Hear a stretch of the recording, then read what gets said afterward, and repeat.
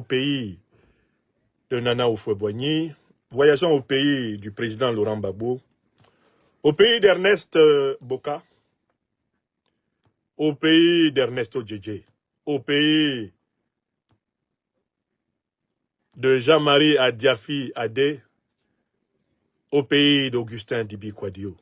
Voyageons un peu, allons chez Mebo, en Côte d'Ivoire, au pays de notre bien-aimé président, le regretté Aimé Henri Konan Bédié. J'observe qu'en Côte d'Ivoire actuellement, il y a vraiment des grandes séances de sorcellerie politique qui sont en cours. Je voudrais décrire certaines de ces séances, de ces séquences et de ces scènes de haute sorcellerie politique. Vrai de Dieu. Alassane Ouattara continue à torturer l'opposition, toute l'opposition, en utilisant la justice pour menacer les opposants. Vous savez que Alassane Ouattara, c'est l'homme de la théorie des 3 destinations. La théorie des 3 destinations. Écrivez ça. Tilana Yomi. Écrivez cette chose-là. La théorie des 3 destinations. Selon Ouattara. Selon Alassane Ouattara, un opposant politique a 3 destinations possibles. Première destination, le cimetière. S'il l'a loupé, deuxième destination, la prison. Troisième destination, s'il l'a loupé, si le cimetière a loupé l'opposant, si la prison a loupé l'opposant, troisième destination, l'exil. Alassane Ouattara ne connaît pas d'autres destinations d'opposants. Aucun véritable opposant ne doit exister en Côte d'Ivoire sous Ouattara, du point de vue de Ouattara. Il ne doit exister que des faux opposants, car tout le monde doit être soumis à la volonté du satrape reptilien venu de Sendou pour troubler la paix des Ivoiriens et ayant renié notre belle terre burkinabé de Sendou pour troubler toute l'Afrique avant d'être dégagé dans très bientôt. Donc Alassane Ouattara a décrété que opposant signifie mort, prisonnier ou exilé. Il ne connaît pas d'autre destination pour cette catégorie humaine qu'on appelle les opposants politiques. Voilà pourquoi dans mon téléphone rouge ici, je l'ai surpris en train de donner des conseils au Pacron. Allô, Pacron, mais j'apprends que l'opposition te dérange en hexagone. Oui, Alassane, c'est de plus en plus compliqué, c'est pas possible, ça perd l'hypopète, c'est pas possible. Je parviens même pas à former un gouvernement, je sais plus où mettre les pieds, c'est pas possible, Alassane, qu'est-ce que tu me conseilles? Mais c'est très simple. Tu appliques la théorie des 3 destinations. Fais-moi confiance. Fais-moi confiance, Pacron. Tu appliques la théorie des 3 destinations. Mais c'est quoi la théorie des 3 destinations? Est-ce que tu peux m'expliquer ça? Chou, vas-y, explique-lui. La théorie des 3 destinations. Écoute-moi bien, Pacron. Un opposant, il est fait pour 3 directions. Tu essayes tout pour l'envoyer au cimetière. Tu l'envoies au Père-Lachaise, au cimetière de Montparnasse. C'est bien. Si tu n'as pas pu, tu trouves un moyen de le foutre en tôle, au Gnouf, en prison. Si tu n'as pas pu, tu trouves un moyen de lui faire fuir la France. Comme ça, il ne pourra pas faire la politique en France. C'est l'exil. Voilà. Moi, j'applique ça en Côte d'Ivoire et je suis tranquille. Les opposants, ils savent. Je ne laisse survivre que les opposaillons, les positionnants, les individus ventriloques, les individus ventrocrates, ventroguidés, les aplaventristes, les profito-situationnistes, les bourgeois compradors. Voilà, ça c'est clair. Tu appliques ça, mon ami Pacron, et tu pacifies la France. Voilà. Voilà les conseils de Ouattara. Voilà les conseils de Ouattara. Ce monsieur-là, actuellement, non seulement il applique sa théorie des 3 directions, des 3 destinations des opposants, mais il a décidé de troubler les partis politiques des gens. Il a décidé de mélanger le PDC-IRDA. Au PDC-IRDA, c'est une vraie guerre. C'est la bataille des crocodiles du lac de Yamoussoukro qui est en cours actuellement. Il y a d'un côté l'homme d'affaires Jean-Louis Billon, un cadre connu du PDCI, et un homme d'affaires prospère de la place de Côte d'Ivoire, héritier d'un groupe familial qui emploie des milliers de personnes. Face à lui, il y a Tidiane Thiam, le banquier venu de Suisse. Lui aussi, héritier par la lignée maternelle de la famille de feu le président Félix Houphouët-Boigny. Ce sont deux fils d'eux. Billon est héritier du groupe familial et bien sûr, Tidiane Thiam est héritier du soutien du clan familial maternel de ses oncles. D'ailleurs, il a été présenté comme l'héritier politique du président Houphouët-Boigny au double sens du mot, en tant que son descendant par sa lignée maternelle et en même temps un des jeunes cadres de son parti politique, le PDCI-RDA. Mais ce que vous ne voyez pas, c'est qu'en fait, Alassane Ouattara encourage l'un contre l'autre. Alassane Ouattara encourage Tidiane contre Billon, mais Alassane Ouattara encourage aussi Billon contre Tidiane. Parce que l'affrontement Billon-Tidiane arrange Alassane Ouattara. Cela lui rend facile la domination sur le PDCI. Billon a besoin de Ouattara pour affronter Tidiane. Comme Tidiane a besoin de Ouattara Dramane pour affronter Billon. Alassane Ouattara s'arrange à être utile aux deux. Alors, en quoi Billon a-t-il besoin d'Alassane Ouattara pour affronter Tidiane? Mais parce que Billon, étant un homme d'affaires, a peur pour ses affaires. Et il n'a pas intérêt à se mettre Ouattara à dos, puisque Ouattara peut gâter ses affaires. Alassane Ouattara le tient à travers la possibilité de nuire à ses affaires financières. Donc on peut dire que Jean-Louis Billon, il a la main dans la bouche de Ouattara. S'il fait trop de bruit, Ouattara mort. Oui, quand vous êtes un homme d'affaires, que vous avez vraiment un investissement colossal dans un pays, vous n'avez pas intérêt à avoir des problèmes avec le pouvoir politique. C'est connu. Et Alassane Ouattara le rappelle d'une manière ou d'une autre à Billon tous les jours. Si tu fais le Niamorodé, tu vas voir. Non, je vais t'envoyer le fisc. Ah non, je vais pas m'amuser. Non, on va tout recalculer. On va voir d'ailleurs comment ça fonctionne, tous les groupes là de la famille Billon. Là, on va voir comment ça fonctionne. Donc, Billon sait que Ouattara est dans son dos et est prêt à menacer le patrimoine économique de la famille Billon si Billon ne fait pas ses 4 volontés. De la même façon, Ouattara est dans le dos de Tidiane. Pour lui dire, mais, Tidiane, à la base, tu m'avais dit que tu allais rejoindre le RHDP. De toutes les façons, c'est moi qui assure ta sécurité. Il sait que le point faible de Tidiane Thiam, c'est que Tidiane n'a pas d'ancrage dans le système sécuritaire du pays. Il n'a aucun background dans le système sécuritaire du pays. Il est à la merci de Ouattara et de ses nervis. Tidiane est dans sa main. Et comme tout bon bourgeois comprador, il sait qu'il y a des lignes rouges avec Ouattara qu'il ne faut pas franchir. D'autant plus que lui, il n'est pas prêt à mener une lutte révolutionnaire. Il n'est pas prêt à mener un combat pour le pouvoir, Tidiane. Bourgeois dans l'âme, il croit que le pouvoir politique lui est dû parce qu'il était premier en classe. Il croit que le pouvoir politique lui est dû parce qu'il avait de bonnes notes à Polytech. Il croit que le pouvoir politique lui est dû parce que des Suisses l'ont nommé à la tête de leur banque. Il croit que le pouvoir politique lui est dû parce qu'Obama, de sa main gauche, lui a signé un autographe sur un bout de papier. C'est un individu qui estime que son mérite scolaire est la condition de son mérite politique. J'étais premier de classe. Tout le temps. C'est-à-dire, dès que vous tendez le micro à Tidiane Thiam, moi, j'étais premier à l'école. J'étais premier. Au lycée technique, c'est moi, j'étais premier du bac. Quand je suis parti à Paris, j'étais premier dans telle école. J'étais aussi premier. J'étais premier même à la gare du Nord, quand on a ouvert les toilettes pour la première fois, j'étais le premier à pisser dedans. Il est premier en tout. Tidiane, on peut l'appeler Tidiane le premier. Et puis là, ça va. Premier en tout.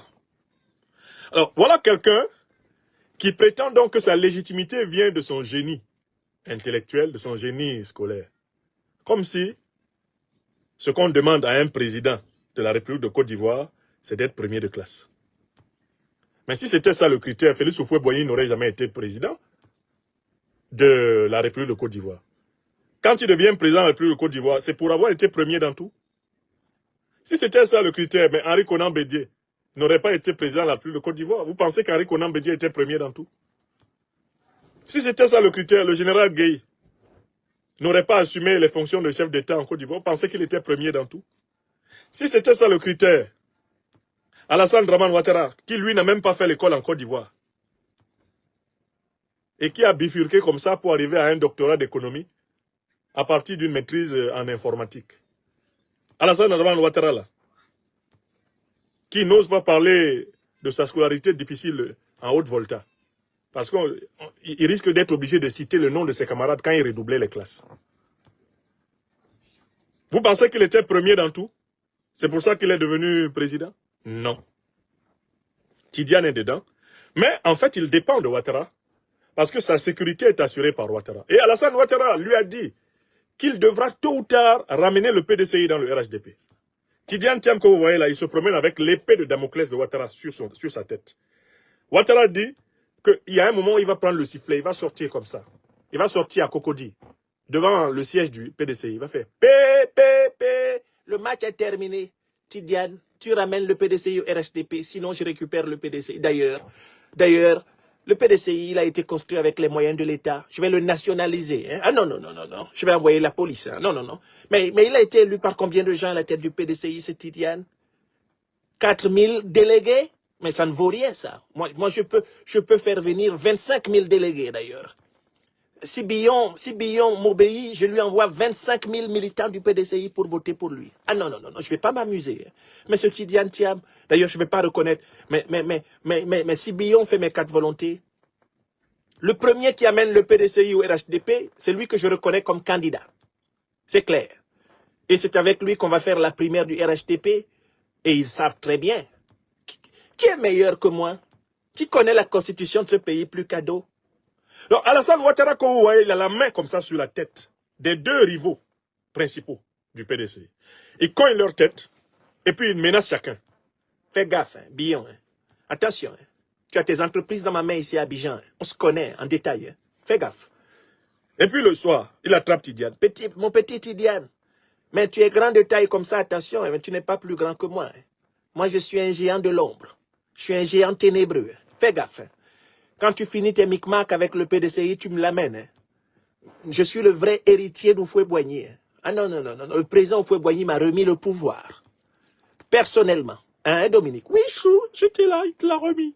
Il m'appelait sa blanche colombe. Il m'aimait beaucoup, le président. Il était très amoureux de moi, chou. Voilà le PDCI. Et les militants du PDCI sont ballottés comme des pantins. Hein, ils sont ballottés entre Tidiane et Billon. Mais en fait, c'est Ouattara qui les ballotte. Alassane Ouattara joue avec le PDCI comme le diable joue à la balle avec ses démons.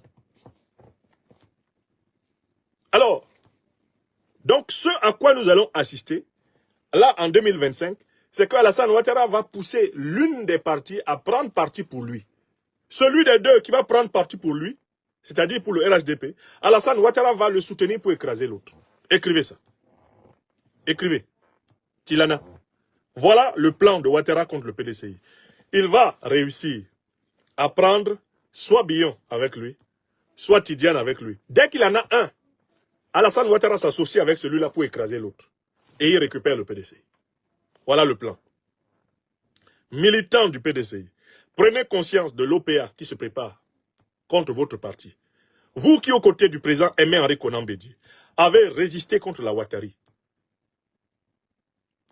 assumez vos responsabilités dans la mobilisation pour la libération de la Côte d'Ivoire de la dictature de Ouattara. Ça, c'est le premier point. Mais il y a un deuxième théâtre sur lequel Alassane Ouattara organise une compétition démoniaque incroyable. C'est autour du PPACI, du président Laurent Gbagbo.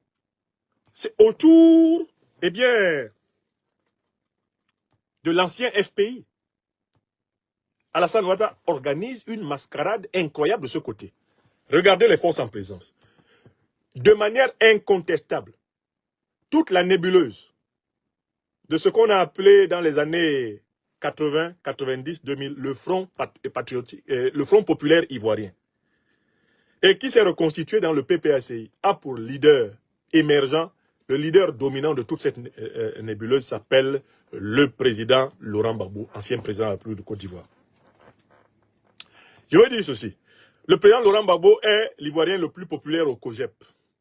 Il est l'Ivoirien le plus populaire au FPI, enveloppe vide de Pascal Affi-N'Guessan. Quand on dit Laurent Gbagbo là-bas, tout le monde sait que c'est lui le patron. Le président Laurent Gbagbo que vous voyez là, il est le plus populaire au MGC de sa femme, son ex-femme, pardon, Madame Simone Eivé Gbagbo. Et c'est d'ailleurs la raison pour laquelle Madame Simone Eivé Gbagbo maintient son nom d'ex-épouse du président Gbagbo, parce que le nom Gbagbo est ce qui mobilise. Même au MGC, mouvement des générations citoyennes, c'est le nom Gbagbo qui mobilise là-bas. Si par exemple, la présidente du MGC décidait de s'appeler seulement de son nom de famille originel, Simone Eivé, déjà elle perd peut-être même la moitié de ses militants. C'est parce qu'elle s'appelle Simone Eivé Gbagbo. Blé Goudé et son COGEP, ils sont nés, c'était des arbustes qui ont légèrement poussé sous le grand baobab Gbagbo. Le FPI originel de Laurent Gbagbo. Au COGEP là, le seul nom qui dépasse tous les noms, c'est le nom de Laurent Gbagbo. Et quand Laurent Gbagbo a dit Blé Goudé va se retrouver, il va se retrouver avec les militants du RHDP. Et uniquement avec eux. Comme KKB s'est retrouvé avec les militants du RHDP pour faire son investiture. Vous vous souvenez de KKB, non? KKB avait une investiture, mais mes frères Djoula étaient tellement nombreux. Et les filles Djoula, là, mes sœurs, au lieu de s'habiller même d'une manière qu'on puisse les confondre facilement avec leurs sœurs Baoulé, leurs sœurs... les filles Djoula, là, sont venues avec les habits traditionnels de nos sœurs Djoula. Quand tu sais que c'est une Djoula qui est là, tu sais comment elles s'habillent. Elles sont venues comme ça à l'investiture de Blé Goudé en très grand nombre. Et puis ça parlait seulement Djoula dans la salle. Même Blé Goudé a dit, non, vraiment, Ado m'a eu. Mais je pensais qu'il pouvait au moins payer un melting pot. Il allait mélanger un peu des guérés, des gourous, un peu beaucoup de bété, des atiers, des didas, des ébriés, des sénoufos. Il allait un peu mélanger. Mais avec l'argent d'Ado, l'argent travail, il pouvait partager ça, les gens allaient venir. Mais ils sont allés à Abobo, ils ont pris un quartier. Ils ont ramassé un quartier, Djoula Bougou, d'Abobo, là. Boum, ils ont rempli la salle de Blé Goudé avec. On a dit, il faut faire ton investiture. Donc les gens chantaient là-bas. Blé Goudé Pissansi, Amaïndé Pissansi. Blé Goudé, non, ne chantez pas ça, chantez pas. Chantez pas ça. Faut pas chanter ça. Faut pas chanter Amaïndé. Hein? Donc, au MJC là, c'est le nom du président Gbagbo. Alors, Alassane Ouattara a décidé de s'aimer la zizanie entre le PPACI et le MJC, entre le PPACI et le COGEP, entre le PPACI et le FPI enveloppe vide de l'ancien Premier ministre Pascal Affi-N'Guessan, entre le PPACI et toutes les familles politiques de la gauche, il essaye de s'aimer la zizanie. Mais remarquez le plan de Ouattara. Il a exclu jusqu'ici le président Laurent Gbagbo des listes électorales. Il a exclu, par conséquent, le président Laurent Gbagbo de l'élection présidentielle de 2025. C'est la situation. En ce 14 décembre 2024. Le nom du président Gbagbo n'est pas dans les listes électorales. Par conséquent, Alassane Ouattara l'exclut encore actuellement. Et c'est le cas d'ailleurs pour le président Guillaume Soro de notre mouvement GPS. Il les exclut de la liste électorale et de l'élection présidentielle. Et puis il a fait un demi-statut à Blé Goudé. Blé Goudé, on lui laisse espérer qu'à tout moment peut sortir un décret, une loi d'amnistie, qui lui permettrait alors d'être officiellement inscriptible ou inscrivable dans les listes électorales et de pouvoir être candidat à la présidentielle 2025. Blé Goudé se promène avec la main comme ça. Sabari, pardon, Yachi. Aouli, Sabari, pardon, Yachi. Mon oncle, inscrivez-moi, mon oncle, amnistiez-moi. Blé Goudé se promène avec ça. Et comme l'a dit Ibrahim Sissé Bakongo, qui connaît son type Blé Goudé, et qui connaît eh bien, la dépendance obsessionnelle de cet individu à la flatterie, Blé Goudé est avec eux matin, midi et soir. Matin, midi et soir, il supplie seulement. Amnistiez-moi alors. Donnez-moi alors le rôle de KKB. Pardon, pardon. Yachi, Sabari, Yachi, c'est Blé Goudé, le neveu de Ouattara. Pardon, pardon. Blé Goudé, quand il se lève le matin, c'est ça. Même quand il dort, on l'entend en train de dire ça. Pardon, amnistiez-moi alors. Faites-moi jouer le rôle de KKB de Ouattara. En 2025, je veux être battu, mais être nommé ministre par mon oncle Ouattara. Voilà ce que Blé Goudé dit quand il dort. Or, Alassane Ouattara, dans toute la nébuleuse, autour du président Laurent Gbagbo, il a accordé l'amnistie à qui? À qui a-t-il accordé l'amnistie? Les gens ne sont pas très attentifs. Hein. Il a accordé l'amnistie jusqu'à ce jour à une seule personne principale, notable, à savoir, il a accordé l'amnistie à Madame Simone Babou. Il a accordé l'amnistie à Madame Simone Babou.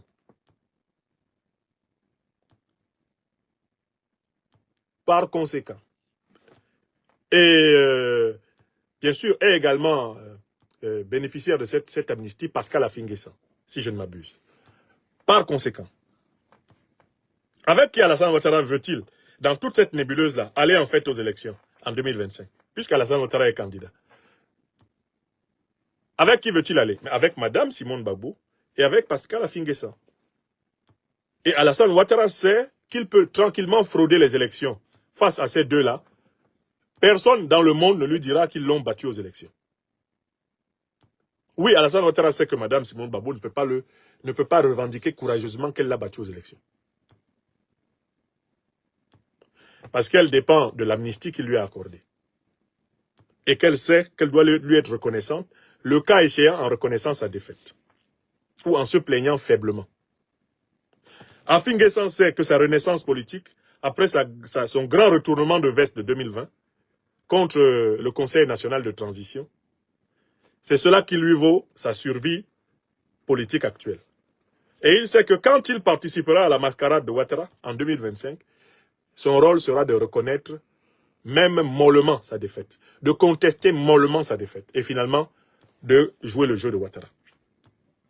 Donc, la division orchestrée dans la grande famille de l'ancien Front populaire ivoirien par Alassane Ouattara a pour but, au final, de ne permettre que deux candidatures. Celle qu'il est sûr de pouvoir manger tranquillement en sorcellerie, sans être perturbé. Celle de Madame Gbagbo et Yves Simone, et celle de Pascal Affi-N'Guessan. Vous avez vu Ouattara?